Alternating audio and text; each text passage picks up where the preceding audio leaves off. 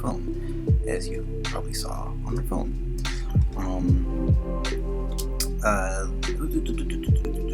And then there was some, processy things that I was looking at, kind of jokingly but not jokingly.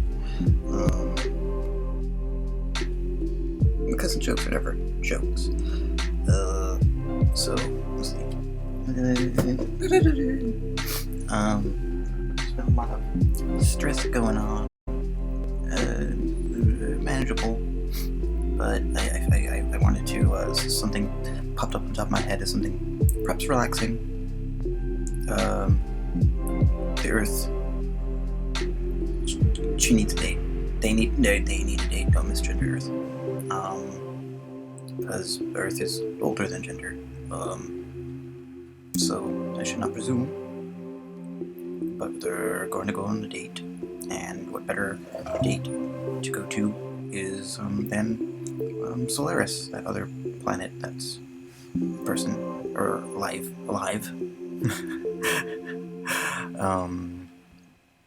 And not in keeping with the spirit of Stanislav Lem's novel, this is going to be anthropomorphic, because these planets, they use dating apps. How anthropomorphic can you get? A human dating app on a human phone. A blood phone. While finding the most flattering image and setting up their own profile, candidates approach your world with curiosity. Unlike large gas giants whose approach is concealed by banded clouds and obscured in cigar shapes, you approach with visibility on your side. The refreshing cleansing waves your pole has, your plains of green carpet, the bright white lines lofting your crackling blue across your skies, hidden in plain sight. Terra shows your land mass beauty.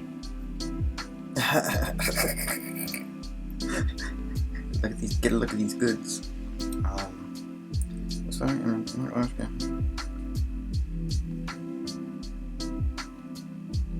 no amber waves are green. No amber waves.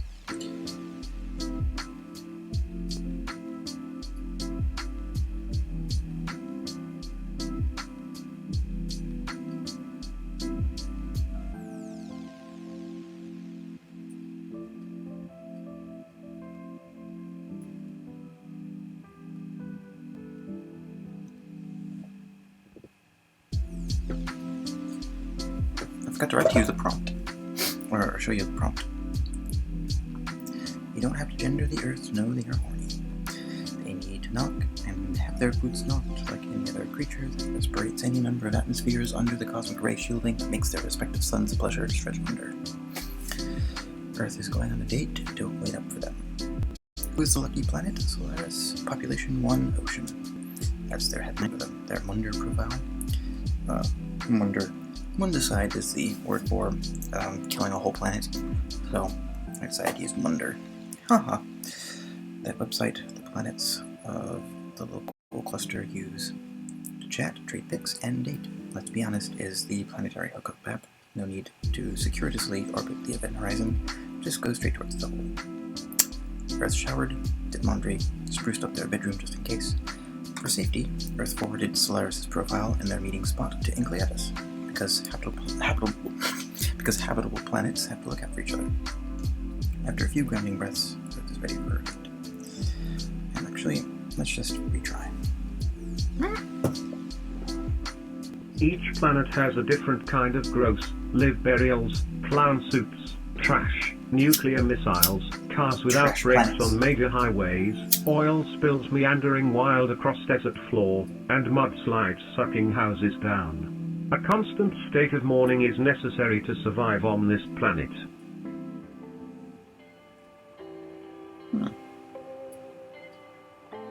All those downsides seem very Earth-centered.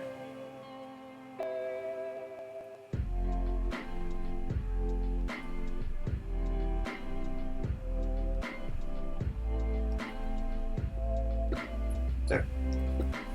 I'm going to let them know. Downsides seem a little Earth-centric. Can we Can we maybe think of ones that weren't so much?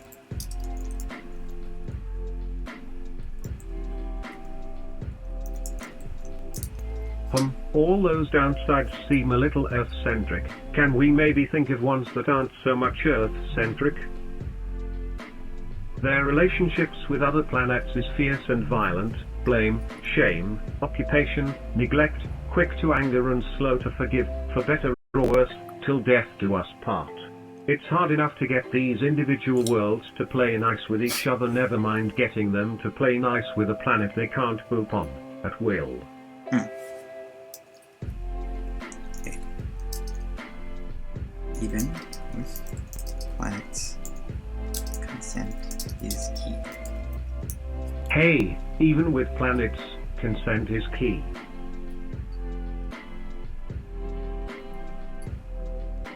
If a planet does something another doesn't like, or wants, an alliance can be declared or war desired just because they can.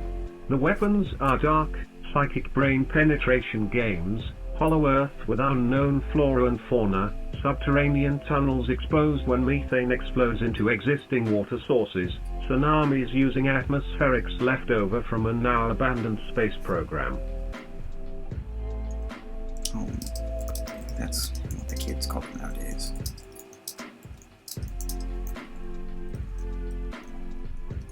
Oh, but that's what the kids call it nowadays.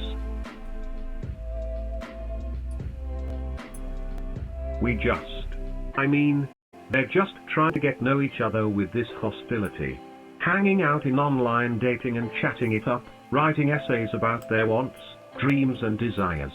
Were you like that too, kid? Sneaking around, messaging, are you still? Yeah. It's cute. Back then without the app, when the planets came together. Did you go out or were you one of those types to hide on social media?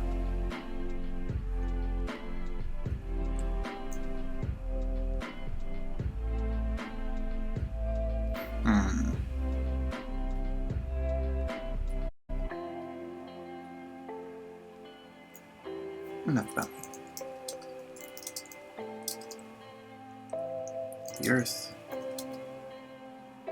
thumbs through profiles and comes upon charming profile by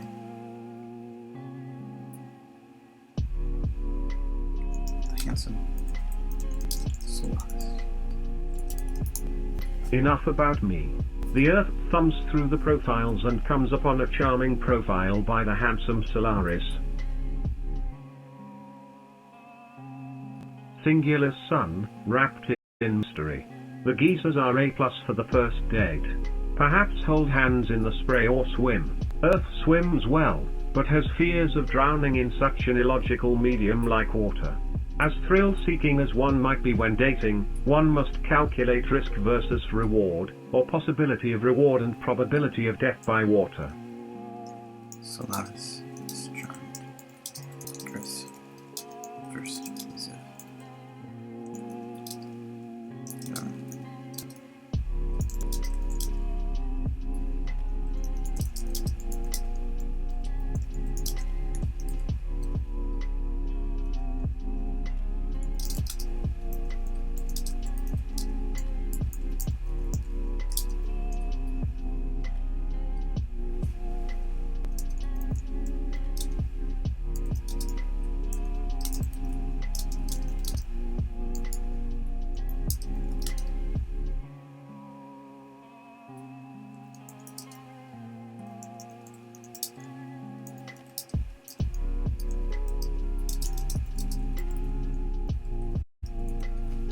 Solaris is charmed by Earth's first missive.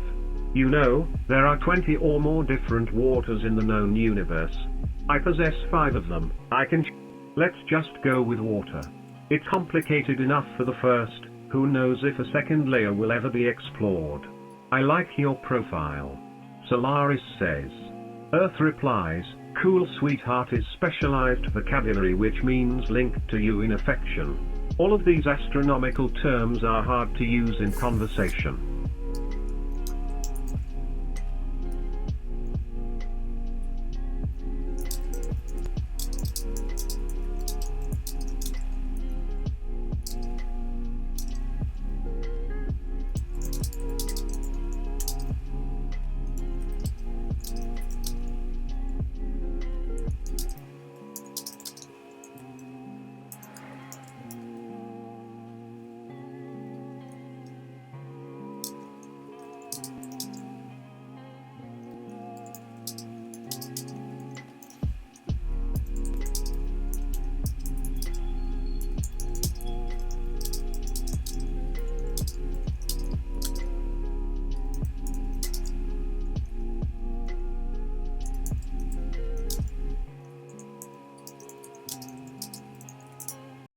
Solaris, no worries.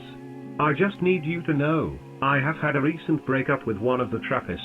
I'm not looking for a commitment just yet. Would you be interested if I said to meet at the lunar horizon? What's the lunar horizon? In 1 billion years, complete year review will feature a romantic connection in one of its craters. From there we see the stars together even though it is day. Hence, the lunar horizon. Earth likes the idea very much and would like to pamper Solaris. Earth says,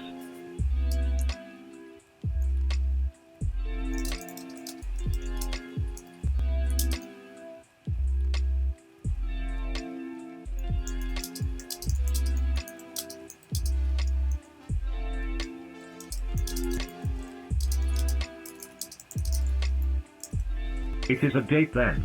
Give me the when and wheres and I shall see you then.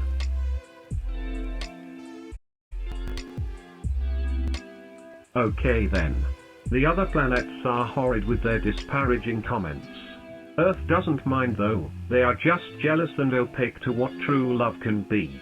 A ball of white hot plasma has its temperature regulated by a crusty layer of rock.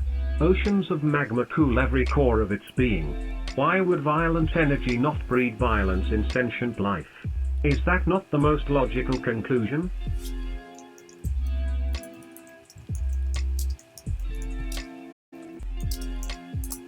Translation, haters gonna hate.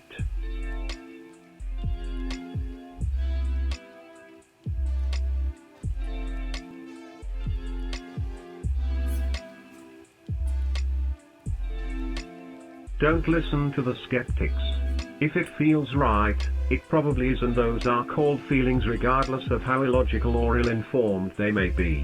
The humans prefer the term optimism. Who can really say what makes them attracted to one another? All that matters in the end is that they are. Besides, doesn't everyone need someone to love? Suddenly alert and awake by some tapping at her window. Must be Solaris.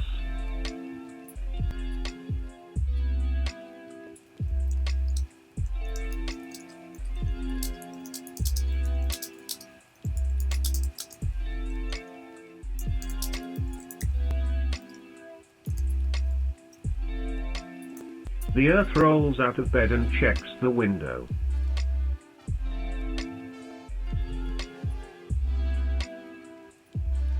Indeed, gleaming in the night, spherical and with a complicated magnetic field, it is the sun. Excitedly, she reaches over and opens it, and Solaris greets her rosy beams into her room. She comes over to greet him. Hello yourself. Their love beams collide and intertwine. His outfit is ill-fitting, but that's just another charming quality about him.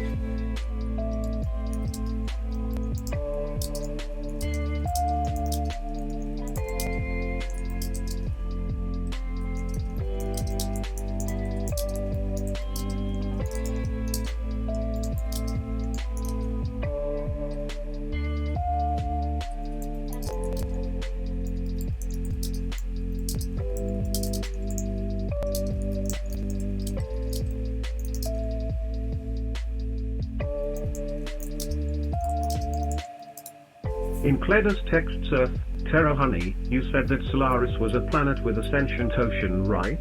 Then why do you describe him like a sun? Something... That's because her beau is a sun actually. Good one. Some bitch. That's pretty hot and cute you have there. He offer you any solar favors? I can't even recall the last time I had solar dealings. Hey, why do you think we weren't classified as a stellar body? Too independent you think? You can even separate the oxygen radicals from the hydrogen glyphs in our undercuties.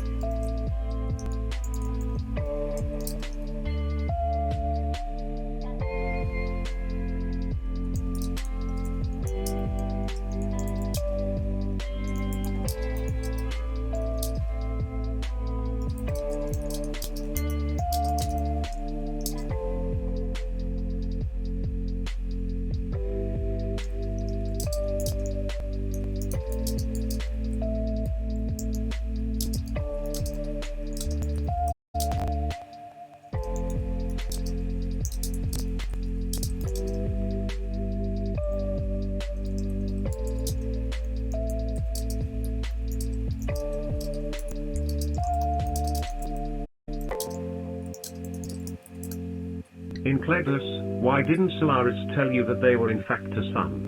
I'm not wanting to judge. If you want to solarize, by all means, but Solaris, do you seriously consider yourself in any capacity attached to a star? I mean, do you have any idea the type of energy a body like that expends on the regular?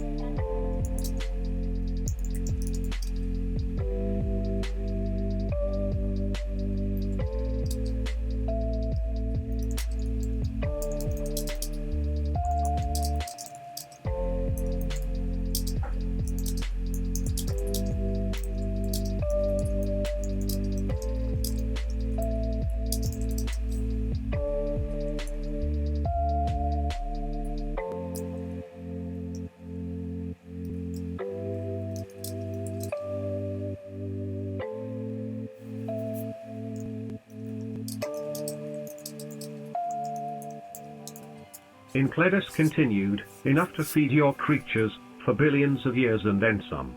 But is they gonna energize you? Will they keep you fed? Will they have their own troubles, or will they devote all of their energy just to you? We should probably be energize each other at this point, and give ourselves as much time as possible to bask in each other's personal energy patterns. The Earth and Solaris meet at the ecliptic. A line resonating with the most meaningful frequencies, love that is. They have officially met and the moon becomes their primary witness.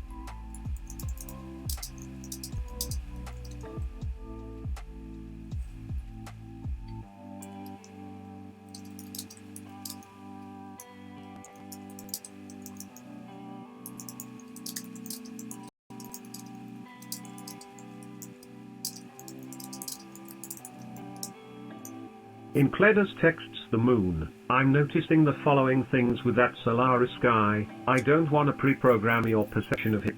All's quiet up on Aero Road tonight. The Earth, at her first practical romantic choice, nervously orders a Tom Collins. She feels like everybody is looking at her, but the bar is fairly empty tonight and she knows that she can be just a bit self-conscious sometimes.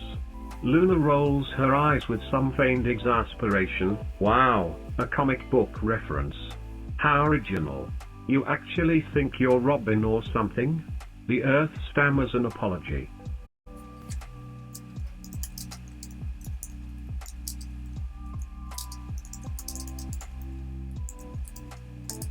Then Paises, wait, what's the reference?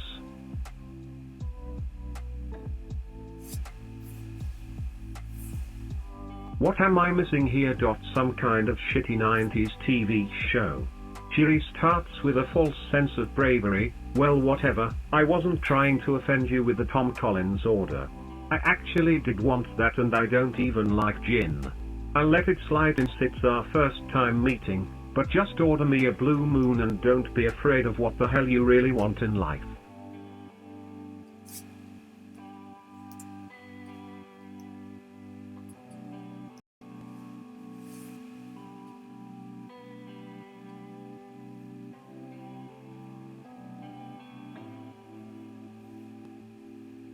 The moon, high in her sky, takes a look through the Ozymandias bar's window at that schmuck from the park. And then back down to her iPhone. Well? Out with it, woman. You see something finally? Couldn't you have just told me that you were keeping an eye on the bar for strangers rather than make me play 20 questions? Apparently only 2 questions, no, and call me Shirley. Alright, grade me.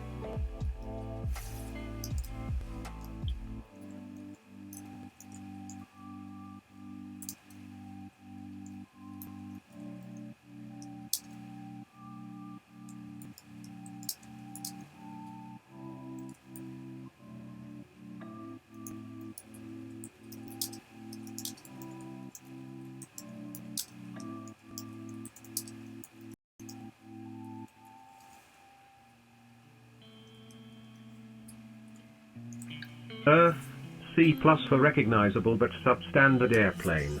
Reference. We see others do this sort of thing all the time. And you were a little bit condescending. Not terrible, I can work with this.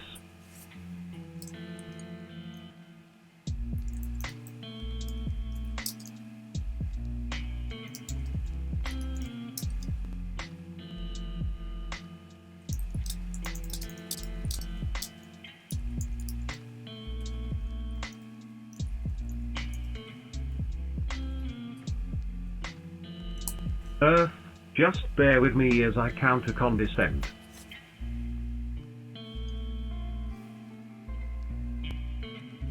You were a little nervous there and so you came off as a little insecure. But you kept at it and that's real bravery, so I appreciate that. I really just drag you out here because this is the Zodiac's fault anyway. Luna does a double take. Dude, the Zodiac didn't make you come terracing through my sky tonight. That was all you.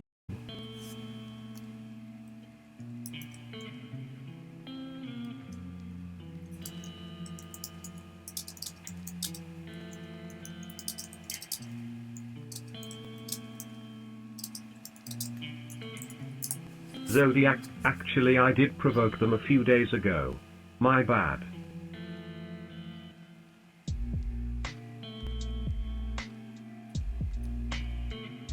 Zodiac quotient, B. The Earth stares blankly at the passing landscape for a few moments. Airplanes against the blue sky make a certain poetic sense to her, as do will-o'-the-wisps floating through a swamp or cars streaking by on a highway at night or birds in orbit. Luna comes back with 2 drinks under her arm. She had remembered that the Earth had ordered something as well.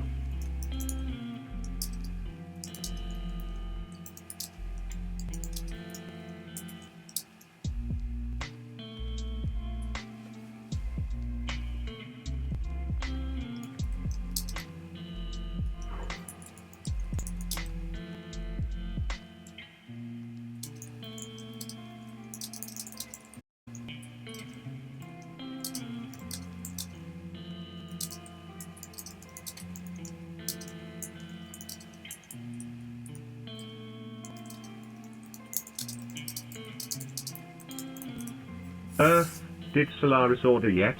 Luna, Solaris I think went to the restroom, but that was an hour ago. They couldn't have been that long. The Earth waits an hour and after that fails to see Solaris return, she excuses herself and leaves. Good riddance. Munda takes longer at the bathroom.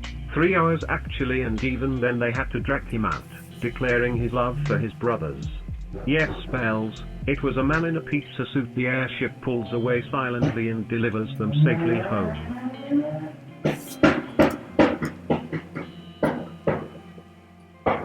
That is the most annoying car ever.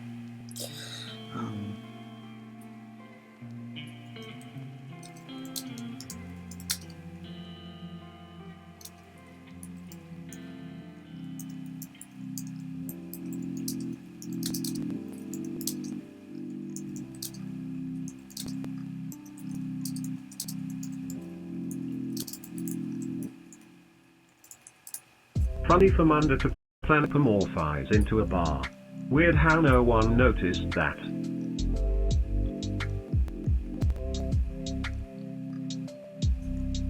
Especially since the Pizza Panthers are barely legal and have been using fake IDs for years. But you always come home, in the end.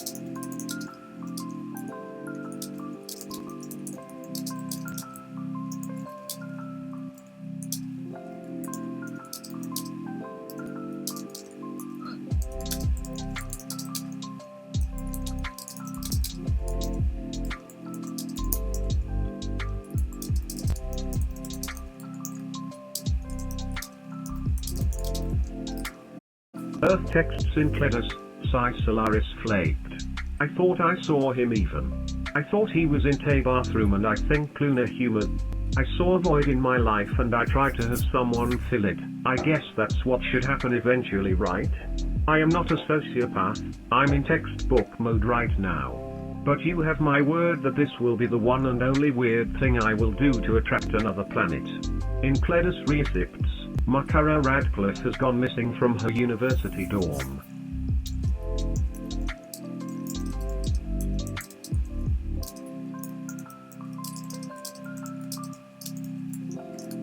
Earth, have you been listening to a word I said?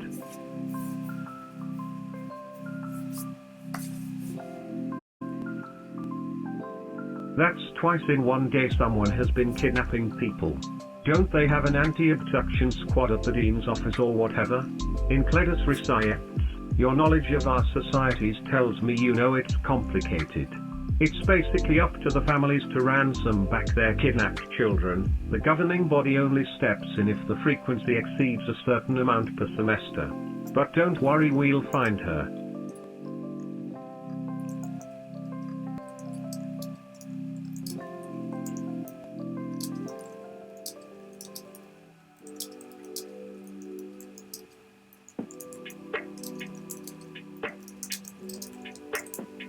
Earth, we're planets that's way below our pay grade. Why focus on that? You're a planet, why don't you do the competent thing and throw a couple of rockets at that frat house where the signs were? Also tell me what the fuck a dean is and the governing body. You weren't joking about the governmental stuff, were you, Incledus? That's a longer story than I have time for right now, but we'll meet in person soon and I'll try to explain things that ought not require an explanation.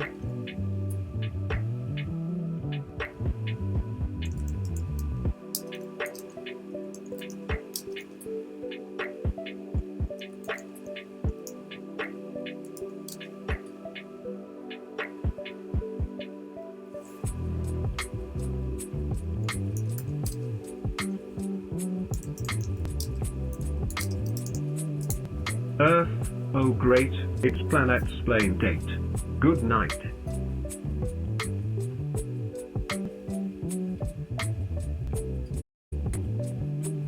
Planets, last quarter moon with face, waving hand, quarter moon with face, Earth with cheesy smile looking forward to it.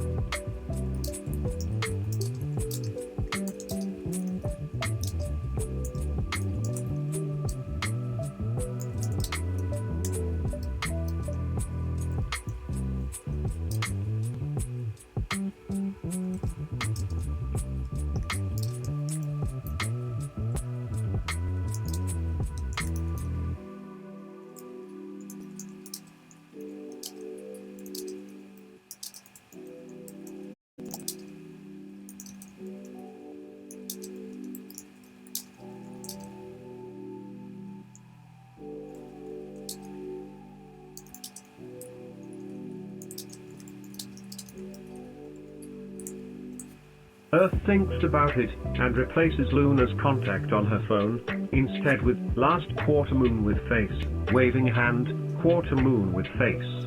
Yeah, that, again possibly insulting your intelligence, but whatever, you live on a planet. It's not easy being spherical. One big reason why Earth meets Enceladus is a clash in sentence structure, grammar and meanings. Here's the thing, emojis for faces have nothing to do with faces at all. The people who created them obviously never saw one except in old-time scary mummy movies.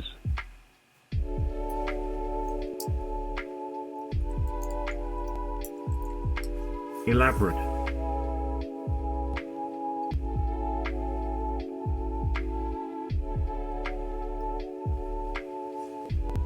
Well, emoji citizens gave their face emojis names and titles and personalities and jobs. Each one was unique to them, hence all the faces that become more exaggerated over time are the ones are important to you because they are the main ones you relate to in emoji. We'll just go with that. Please continue. Okay, but this only pertains to the aristocracy of emoji.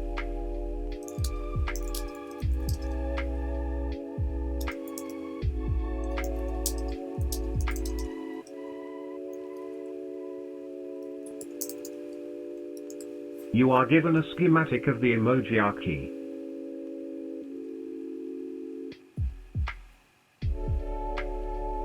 Basically, the phone called The Face is actually ruled directly by a girl called Princess Marie who knows nothing about any of this, and to explain her role in great detail would bore you to tears, seeing as how she is in her teens and not very interesting. So to prevent a coup, in all actuality someone is selected at random to be a copy of the princess.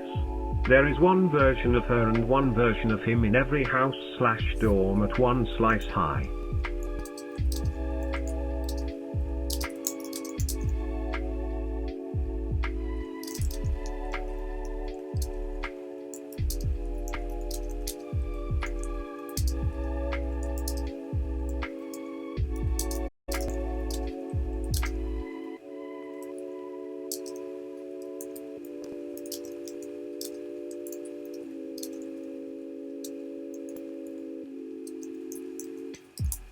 You can read all about it in the award-winning series of young adult novels of the same name. Among the one slice high titles include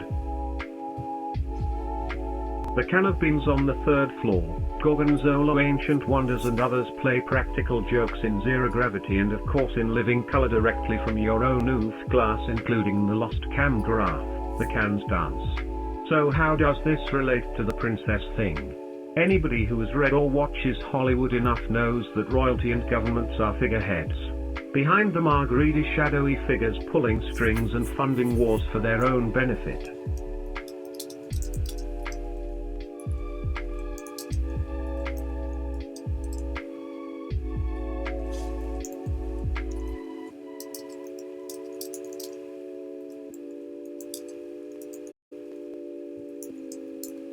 Who is the emoji Cromwell? Who is the emoji Kissinger?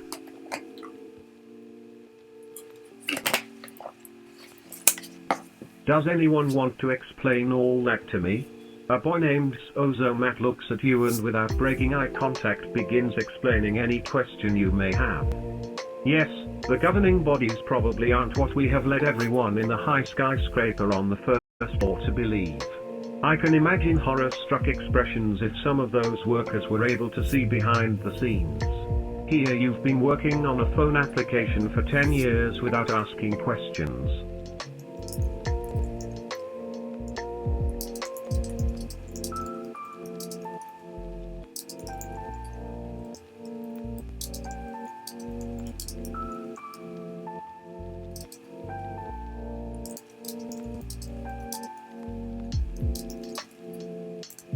Earth, you are not making sense.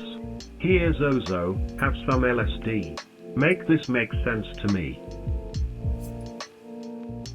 Zozomat, I will join you shortly. Every once in a while the administrators sent down some illegal drugs through puffs of air, but smokes and drinks are flooding the market to keep the populace appeased. Glean from the grape what legal remedies suffice. We don't even grow hemp anymore because it makes people ask too many questions.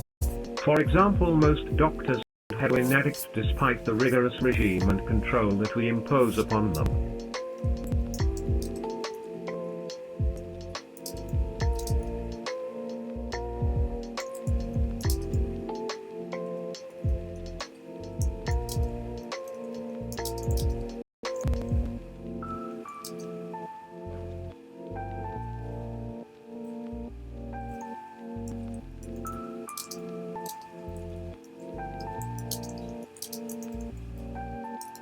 Dr. Benway, I heartily object to this nonsense. I resemble the notion. Bureaucrat, please, Dr. Morrow, this relates to your discipline, and is completely by the book. I pronounce the regulations in question no less manly than your surgical knives or the strange chimeras destined for the jungle inferno endured from your playful experiments. The new mind is in my mind unmolested. Zozo Mat, if it pleases the council, the formal theory of ancestry has a bearing on this case which severely restricts our latitude.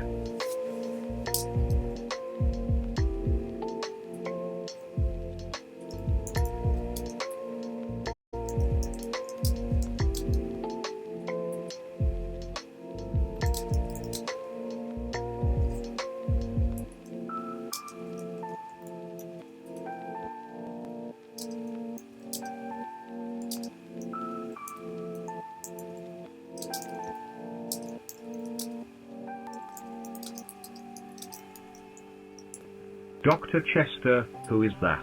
Whose mind is unmolested, now? Come, I wish to see this. You men profess yourselves learned geniuses and yet you keep us in the dark. The law requires me to report these dealings, or at least inquire into your methods with a view to extending them to military service. What is this? I demand an explanation for why I am forced to abandon my medical practice which I rendered most faithfully throughout the entirety of WW2 only to be made mentally unfit by your legal hocus pocus.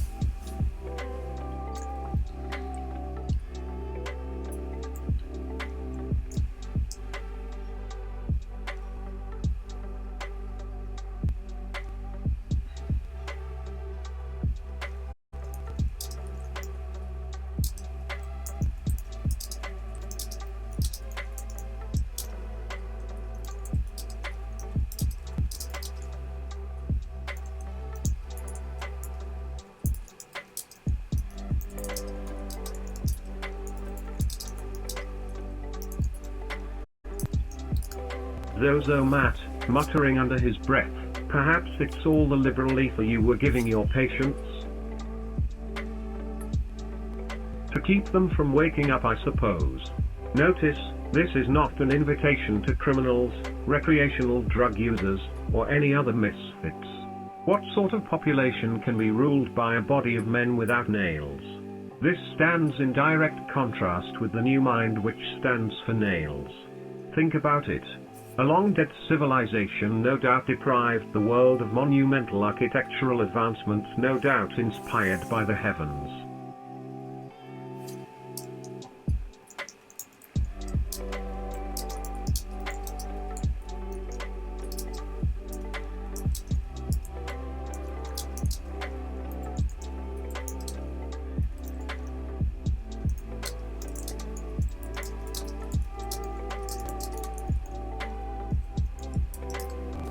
Earth, I'll show you nails.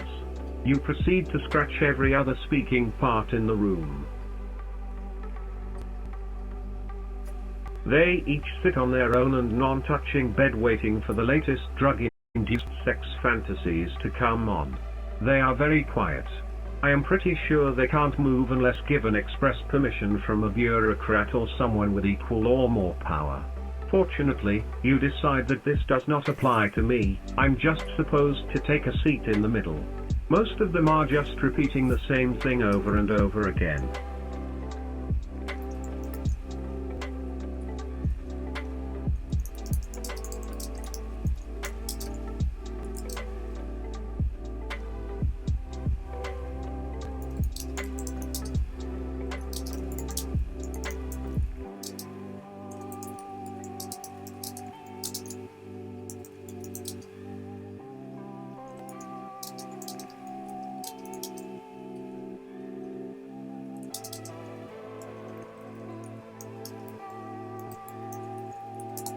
Earth consider this perfect.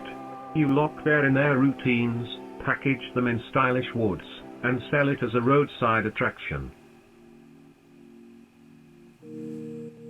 It becomes very popular for a while, attracting millions. People actually have picnics in front of it.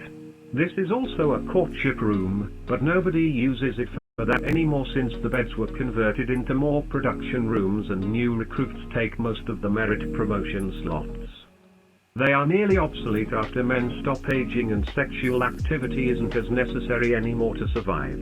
Now, it is just entertainment, not education.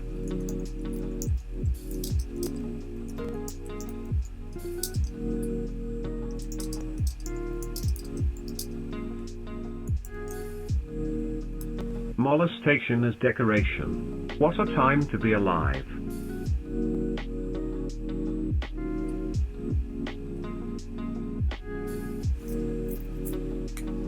Everyone is very quiet during the whole presentation, but you get a lot of positive reviews on the new decor, so you are satisfied.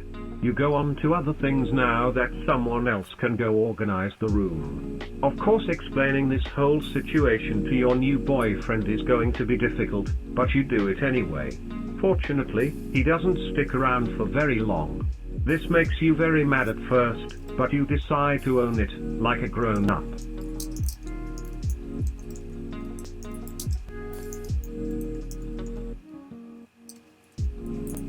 Welcome to Post-Traumatic Growth 101.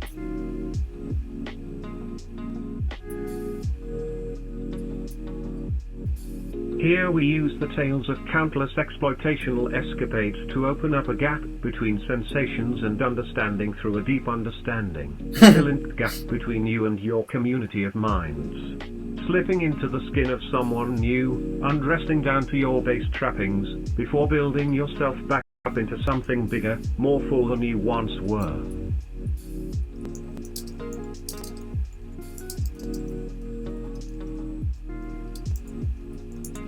Sounds like a cult to me. Quiet you.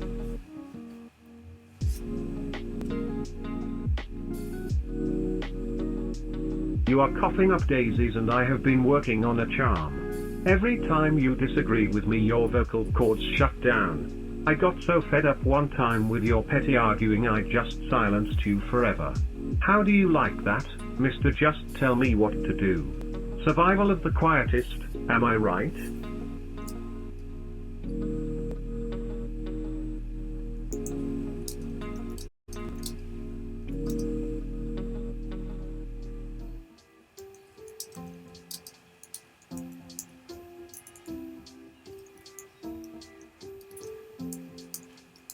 Let's see how you thrive on disquiet.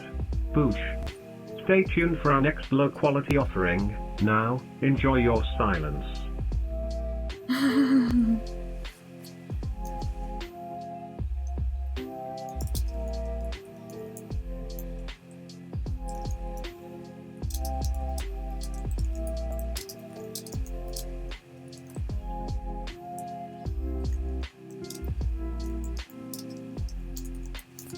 The Depeche Mode you can be silent no more. Okay, I'm gonna take a break. Taking a break. Taking a break. Gotta take a break. Gotta take a break.